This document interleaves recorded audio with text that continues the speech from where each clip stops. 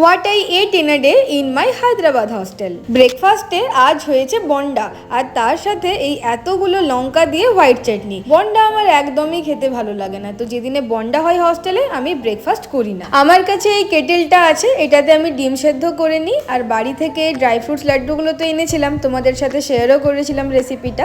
তো এই দুটো লাড্ডু আর ডিম, এটাই হলো আমার ব্রেকফাস্ট। খাওয়া হয়ে যাওয়ার পর আমি একটু অফিসের কাজ করি, তারপরে আমি রেডি হয়ে অফিসের জন্য বেরিয়ে যাই। লাঞ্চে হয়েছিল ভাত, আর এটা হলো বেগুনের তরকারি। দেখতেই পাচ্ছ ঠিক কতটা পরিমাণে তেল দেওয়া থাকে। আর ডাল হয়, ডালও বেশ ভালোই ঝাল থাকে, আর রসম আর বাটার মিল্ক। এই যে অফিসের জন্য বেরিয়ে গেছি আমি। আমার হস্টেল থেকে আমার অফিস 15 থেকে 20 মিনিটের ওয়াকিং ডিস্টেন্স। অফিস থেকে বেরিয়ে আবার সন্ধ্যাবেলায় তোমাদের সাথে দেখা হচ্ছে। ডিনারে আজকে আমাদের হয়েছে ভাত, সাম্বার আর এই ডিমের ভুর্জি। আমার হস্টেলে আরো কি কি খাবার দেয় জানতে হলে আমার পাশে থেকো।